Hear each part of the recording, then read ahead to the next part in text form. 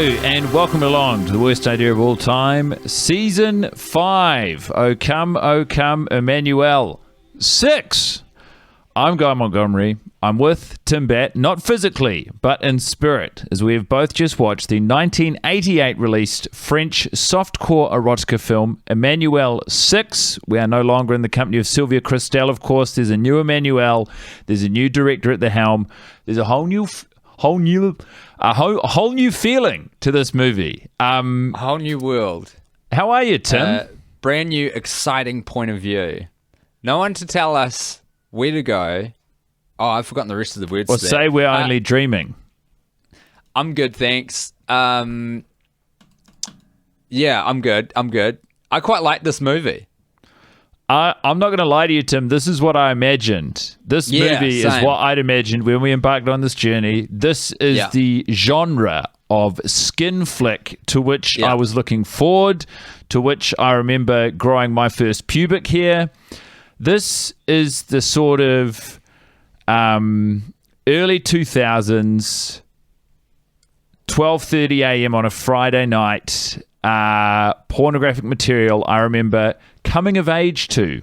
Coming, spelt C-O-M-I-N-G. Nothing untoward about it. Growing up. I'll tell you, I loved it so much. I wasn't the only thing growing up back then, Tim. What else was growing up? Well, if I watch a flick like this, so too was my... Oh, God. What? You don't even know what I'm going to say.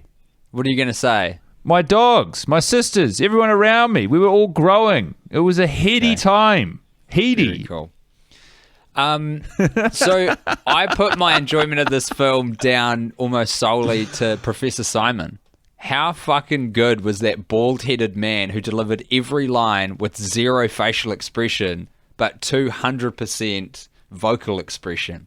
I think it's unfair to say he had no facial expression. I thought he was putting a little stank on everything he said. And before we get into the movie, I just want to ask, are you and I cool, bro? Yeah, we're cool. Okay. This is going to get really long in the tooth, this season of 52 softcore pornos, if every time we open you insist on relating it to the growth of your penis. I not once mentioned that. It's disgusting what you've done. Yeah, I'm the bad guy. As always. The clue's in the name. You're Guy. You're the bad guy. What about the good guy? Yeah, that's true. You're that too. Professor Simon, man. Let's get into it. He's a hero. This dude rules. Yeah, he was, before we even get to him, because he was introduced very early, and immediately, as soon as he was on screen, I was like, this is going to be a fun watch. Also, as soon as the movie was, like, demonstrably very poorly overdubbed in English, I was relieved. I couldn't have stomached another hour and 20 minutes of sort of piecing together a story in a language I don't understand. Well, that kind of confuses me, because, like, I guess you were definitely right, but a lot of it really matched up perfectly. I know. With the movement of their mouth, because I was looking at some of it, and it was... Maybe some of the characters did speak in English. I think they did. I think that the production of this film was a real challenge. I love any skin flick that starts with someone slowly and erotically putting their clothes on. It has immediately got me on the hook. So rarely do we see people dressing before they then undress. Usually they're either already in a state of undress or clothed. So rarely do we see, it's like watching someone climb the mountain and then really feeling the relief and jubilation as they come back down. It is like that, Guy. Seeing someone put their clothes on is like watching someone climb a mountain. Okay, you little fuck. Natalie Uher is the titular Emmanuelle this time, and I thought she put in a great performance. Yeah, I thought she was tonally consistent. I thought that the source material that she was working from was pretty confusing. I guess we can talk about the professor now because it does help establish what the story of the film is. But essentially, the movie kicks off with Emmanuelle suffering from amnesia as she travels to the sort of country estate of this very animated, bald professor who wants to try and help solve her amnesia, and in doing so discover Like, what is the purpose of their relationship, Professor to Emmanuelle? Is he purely there to solve her amnesia? Is he a horny professor who's trying to sort of surreptitiously take sex anecdotes from Emmanuelle? This is what I love about it. He's not that horny, and he plays such a crucial role in the film, and he's so important, particularly to the start of it. And he's like, he looks like Harry from Sex and the City. Yeah. Like a lot, I think. He looks like Runkle. You go. His whole thing is that Emmanuelle has this is beautiful storytelling. They've had to change the actor, like in the Bond franchise. I've mentioned this before. But in Emmanuelle, they're like, we better explain this to the audience because they're gonna want to know what happened. So there's all these pseudo-poetic lines about Emmanuelle being a chameleon delivered by Professor Simon. And Simon is there to try and draw the past from Emmanuelle, who is now embodied by a slightly different physical form, about what has happened leading up to this point. And so the whole film is a collection of flashbacks that we get to explain what has happened in a Memento kind of style, back and forward, non-linear storytelling style, about what has brought Emmanuelle to the point of coming to the professor. And as you mentioned, guys, she's got a sort of very specific limited form of amnesia, so she's getting bits and pieces, and the professor is pushing her to go further and further because I don't know how he knows this, but he knows that Emmanuelle is this like sexual archangel who needs to rediscover her sensual form, and he keeps pushing her to do so. And involved with that seems to be like a form of therapy that he conducts on her, and then also just watching people fuck in some horse stables, because that's gonna like bring you back to yourself. Well, yeah. He knows that at her essence is a sexually open and explorative woman, and that if he can just unearth her memory of herself, she has this treasure trove of horny and eventually quite troubled memories that she can share. I agree that it's funny. He's not really horny, is he? He is sort of, in that respect, he's very much there to serve his role as, I called him the host of Emmanuelle. I sort of thought him as the host of the movie. He sort of grounds us. He says, welcome in, come into my manor. Here's who I'm going to be talking to. Here's what she's dealing with. And we're going to be going to some pretty horny places. Let me give an early shining light to do with this. My favorite bit is that his narration, I can't remember what he was saying in this specific moment, is running over the top of some footage that we're seeing in the horse stables. And the shot lingers on a horse for too long, and it suddenly looks like the horse is talking to us about Emmanuelle's sexual journey. And I got a real kick out of the idea that like an established pornographic franchise would use the vehicle of a telepathic horse to communicate this sort of meta-narrative of what's going on. Yeah, the horse scene was great because the stable boy eventually does reveal that he's actually horny for Emmanuelle, but there's a long time of shots of him very close into the horse where I'm like, is he wanting her to become aroused? So pretty much the host of Emmanuelle, and by the way, this is my favorite way to watch a porno, is I love a porno told in flashback by a bald man holding a toy bus. Yeah. Which is what we get for at least a few minutes towards the first third of the film.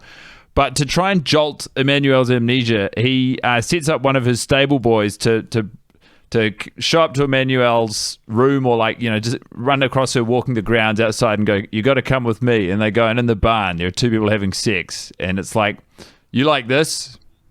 Remember yourself. You like this.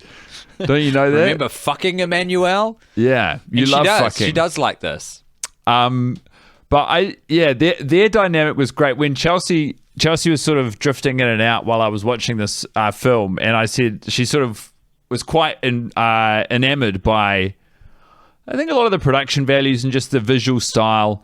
And as soon as she saw Emmanuelle sitting next to the host of Emmanuelle, she said, "Oh, this is a classic, him and her porn dynamic." And I said, you know what? Based on the evidence of this franchise so far, I can guarantee you that guy is not getting anything. He's not getting any pussy this whole movie. Like, he is very much He didn't, right? I didn't tune out for a bit. Absolutely not. He was literally just there to service the story.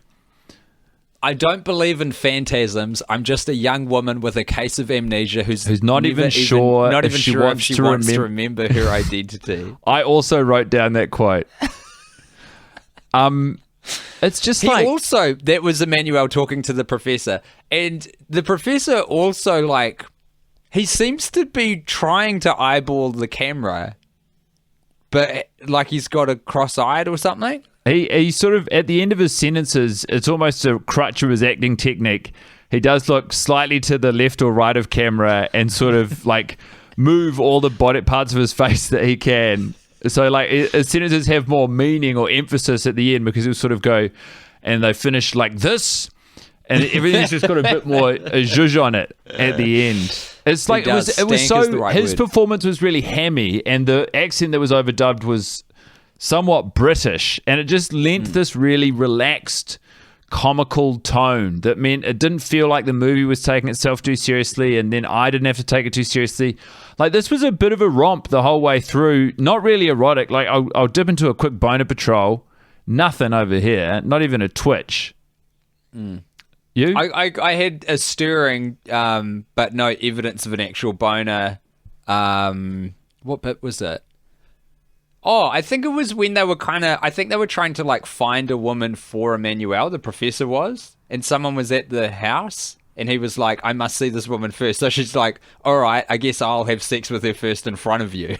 Yeah. Do you remember that bit? So just lays her out on the desk. Yeah.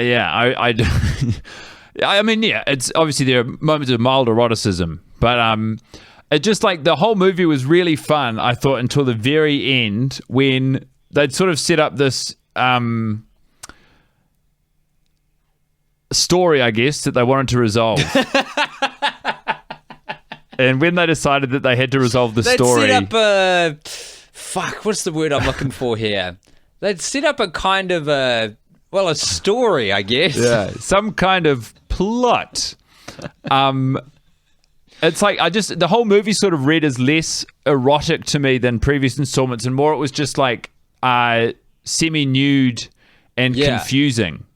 But it was a cool, silly adventure because, okay, except, and we're not going to dwell on this too much because it's a bummer, and there's no point in scrutinizing this film unduly. But there's quite a bit of the third act for some reason rests on essentially human trafficking going on with this woman in India, which is weird and doesn't really need to be there.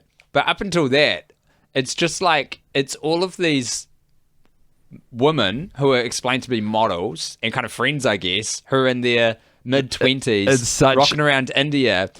And they're not in India. They were in Venezuela. Why do they keep saying Indians then? And we're an Indian country, and we've got to look out for the Indians because they're quiet. Because it's an American film from 1988, which means that anyone they're talking about the indigenous people in Venezuela. Yeah, because they keep talking about Caracas, and the bus is in Caracas, and they get on the cruise line in Caracas, and anyway. So here's the thing. I didn't fully get where this bit kind of came from, but they've got jewels. They've got very expensive jewels, these women. The collection of women, which Emmanuelle seems to be a part of. And this is all in flashback. So this is maybe what happened between Emmanuelle 5 and 6, I guess. I also just quickly want to chime in by saying all of the scenes with the model friends are very much in the wheelhouse of a 13-year-old boy's fantasy about what happens when women spend time exclusively with other women, which is they're always taking their tops off and sort of splashing water at each other or taking little photos on the bus. It's got that same 13-year-old's lack of knowledge about what sex is. So there's lots of you never see a vagina. There's lots of kind of rubbing and caressing, but nothing else. There's zero penetration of anything that kind of happens. It's just what a 13-year-old kind of suspects sex might involve. They're building up to the idea that sex exists through the knowledge that women have bodies. They don't know the parts. They just know that they have physical, they got boobs. Yeah. There's boobs, so we got to see the boobs. There's a guy who has been hired by an insurance company to safeguard the jewels. So he's like among the women in quite a friendly capacity. And he has sex with Emmanuelle, right? Yeah, they are a bit of a Ross and Rachel, later. will they or won't they? And then eventually, just by hanging around and being a good guy, really, Emmanuelle throws him a bone. Yeah, he kind of is a guardian of these women. But it's just like, it's so funny. It's been hired by the insurance company to look after the jewels, which are being transported via these women for some reason. They then get intercepted by the captain. I think he's the second officer. They're traveling on this ship, this cruise ship, to go somewhere. Yeah. And one of the more sort of erotic scenes is while they're on the ship, there's this very villainous second officer who is the primary antagonist, I guess. And both he and the insurance guy have sort of outlined to Emmanuelle that they're horny. And she's like, I don't want to have sex. The insurance guy doesn't telegraph it that. He does. He comes in, he delivers a bottle of bubbles and 2 glasses to her room. He's like there to protect the jewels. There's a declaration of horn.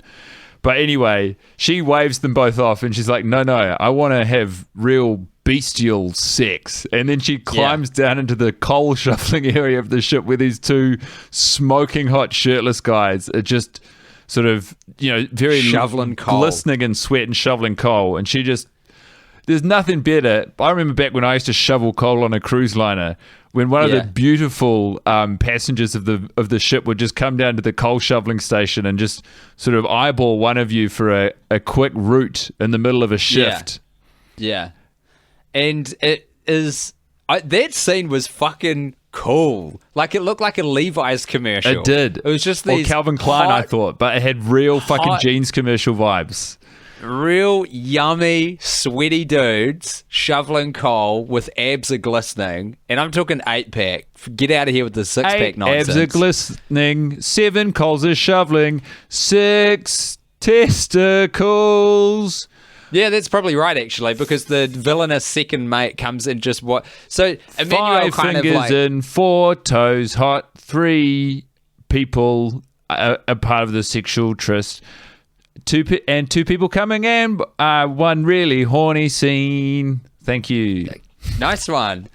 Emmanuelle sort of makes her selection out of the 2 guys. Is like, I was going to say fuck this guy, but that really doesn't happen. They kind of like rub each other's bodies for a really long time. And they don't even kiss. It's right inside of the 13-year-old boy's fantasy. It's like all of the sex scenes exist in this, like, I don't know what happens then, like the sex stuff. It's like a 13-year-old director with like a whole production staff is desperately trying to fill in the blanks of what he doesn't know about sex. It's like, you just like take your top off and then you rub each other heaps, right? So there's lots of that. And then it's kind of like going into a direction where it looks like Emmanuelle is going to give this guy a blowjob, but sort of that never happens either.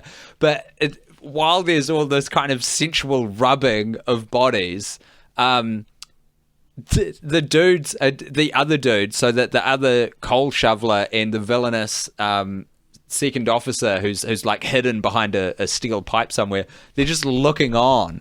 Yeah, but one of like families at the zoo. It's an interesting dynamic because one of the guys who shovels coal, he's very much there with permission, and it's like it's part of the charm. But the second officer, this guy's just like stewing. He's just furiously watching these guys get theirs, and he becomes so incensed.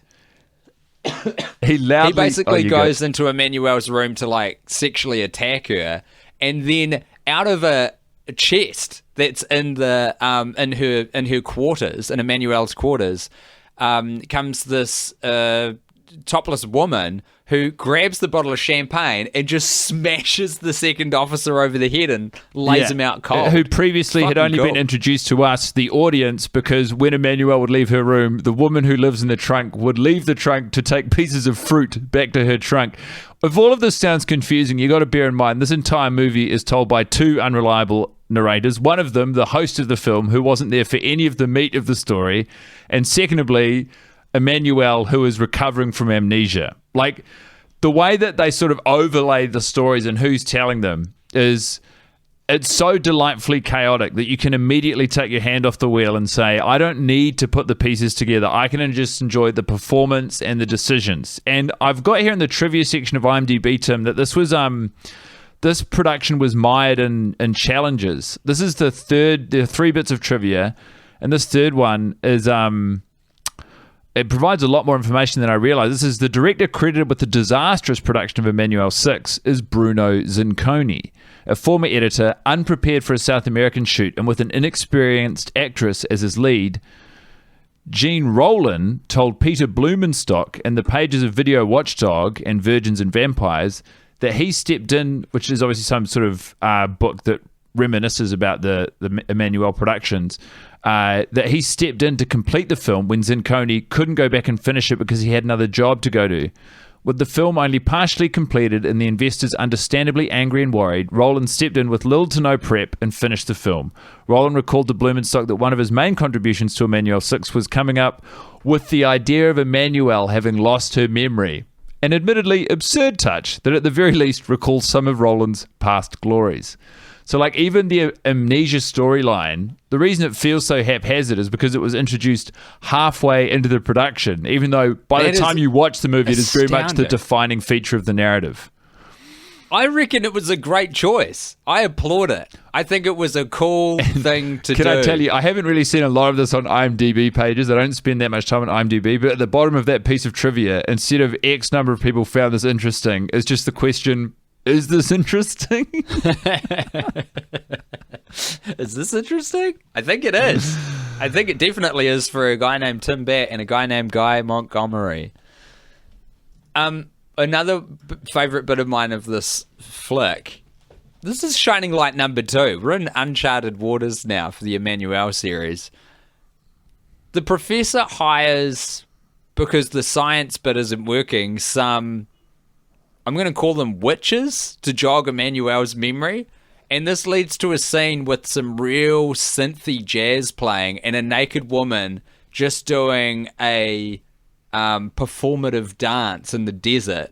And I don't even think Emmanuelle is there to watch it. But somehow this, combined with snakes being around, is going to bring her memory back, because humans' relationship with reptiles is one of, according to the Emmanuelle series, sort of sexual intrigue and repulsion jointly. This really cool guy who shows up very late in the film, and he's wearing this blue and white vertical striped shirt, predominantly blue with thin white stripes, and glasses, and he's got a great energy, and he sort of looks, he's explaining the reason for introducing the witches and the reptiles, and he says, not unlike, who's the guy from CSI Miami who keeps taking his sunglasses off? Oh yeah, he's got the same energy as that guy, where he's like, every line is some beautiful pun. Reptiles fascinate human beings, and then he takes his glasses off and says, in a strange way, and you think, I mean, the delivery of the line alone is worth the price of admission. I can't wait to see what strange ways these reptiles fascinate these humans, and he's not wrong. This witch performs a dance with a python, and it makes Emmanuelle so horny and comfortable and confident within herself, it cures her amnesia, and the only way to close this film out is with her masturbating, fully clothed, in an empty dirt field at sunset. That's cool. I reckon that's a cool ending. I guess it's like, this is the thing about art. Sometimes when you are driven to make such outrageous decisions because of constrictions that have been put on you, like, for example, the director of your film having to bail midway through, and you suddenly have to make some decisions, some beautiful chaos can come out of that. And I think this whole thing of Emmanuelle having selective amnesia, it's a fun vehicle to be able to do whatever you want. Flashbacks, flash forwards to the present, crazy characters, pseudoscience, witchcraft, snakes. It's all part of the thrust of trying to get this woman back to her sexual self. It is really fun. I mean, this was like, if this marks the sort of the beginning of the end of quality control in the Emmanuelle franchise, and just like this is the first slippery step towards a mess of like the movies I imagined we'd be watching, I'm color me excited, because I've said it before, I'll say it again. a porno that starts with someone getting dressed and is immediately then thrown over to a narrator who is just this really animated caricature of a bald man in a big old house trying to remember someone else's story. That's how I want to consume my pornos. Hey, what does Chelsea make of this season, Guy? What does your partner think of you watching a softcore porno with your boy Tim every week? I don't know. For a podcast? I could see if she wants to come in and answer that question herself. I mean, like, we haven't really discussed it. It's just this whole season. It's just sort of crept up, and then now it's happening. Like, I think she was sort of doing menial jobs around the house. For context, everyone, this is being recorded inside of Auckland's second lockdown, so this is the first episode that's.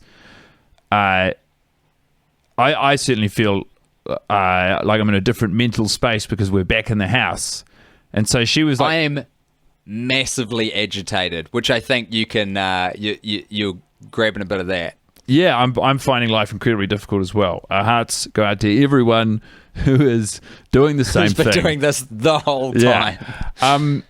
But I think she quite like at least.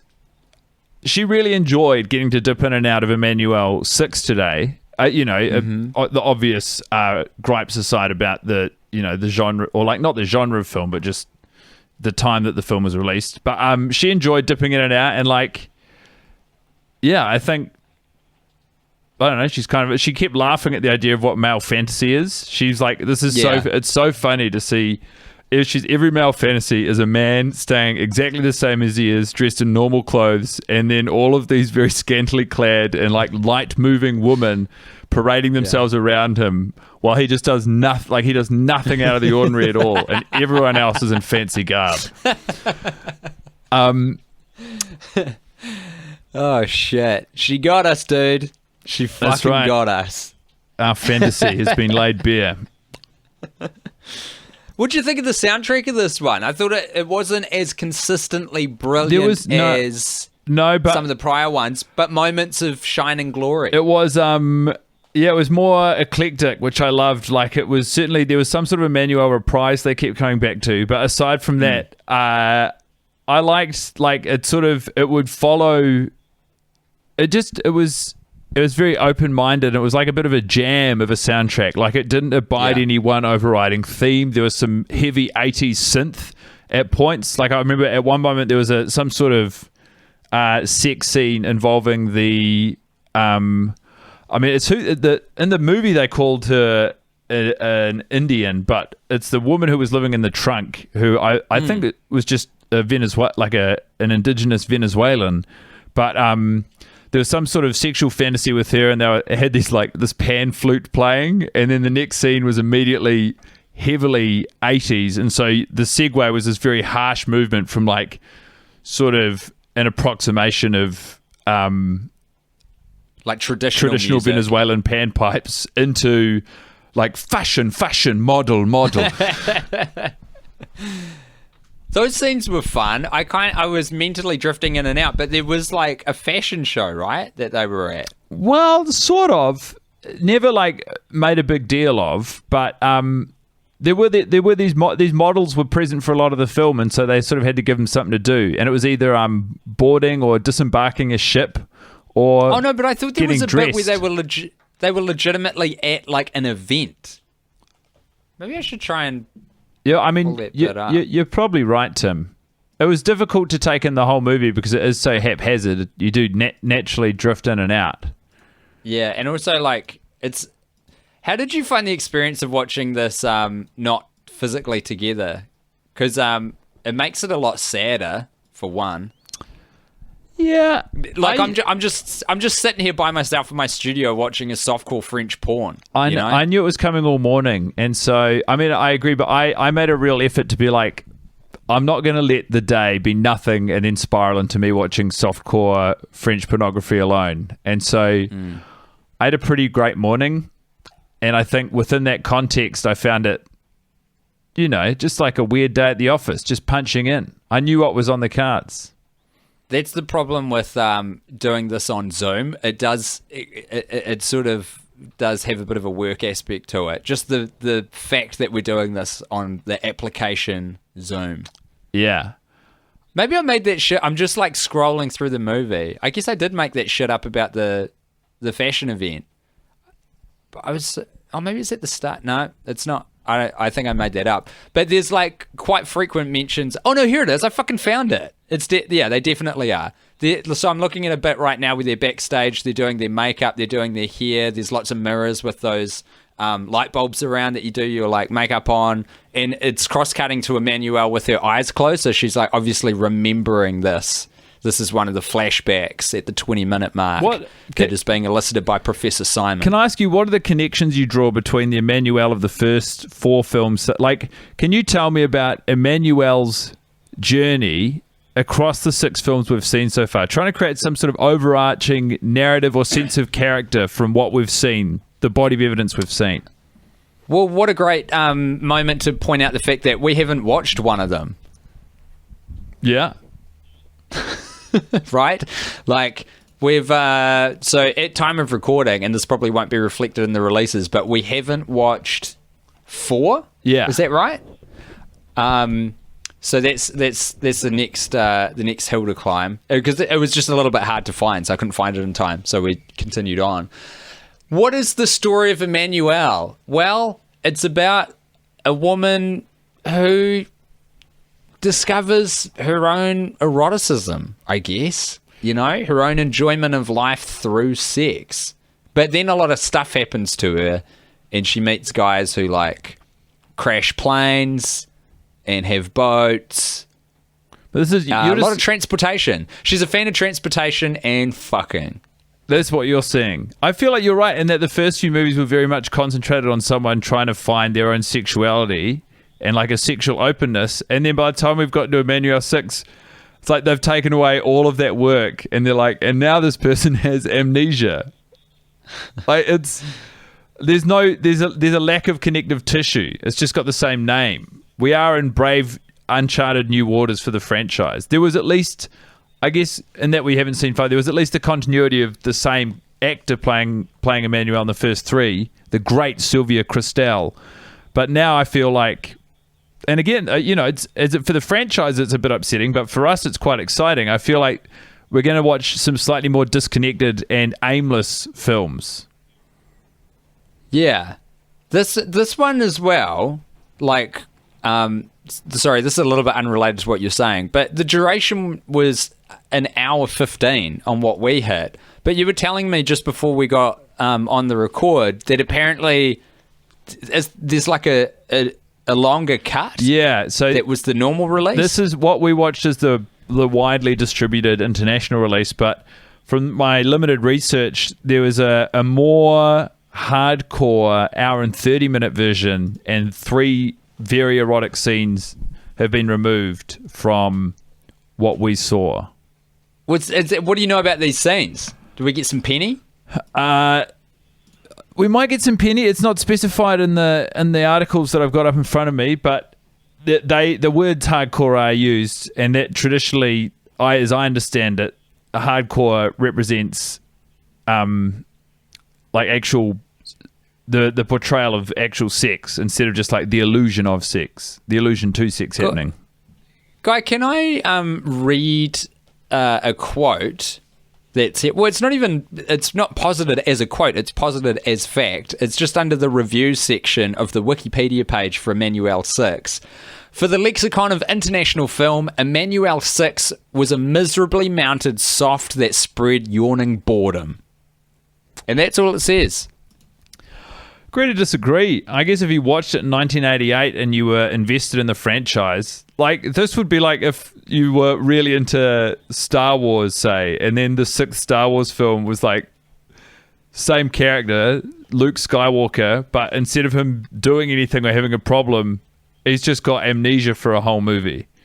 Like, I can understand the response to people who are invested in the franchise, but as someone watching it in 2020, it is an exciting departure from the staid and sort of rehashed story of a woman discovering her sexuality into a woman battling with amnesia and an excitable bald host.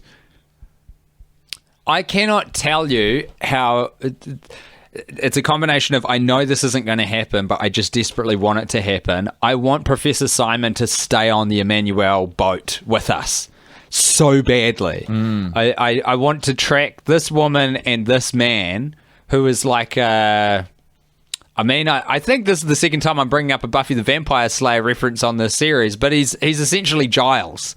He's got a sort of guardianship role for Emmanuelle and her.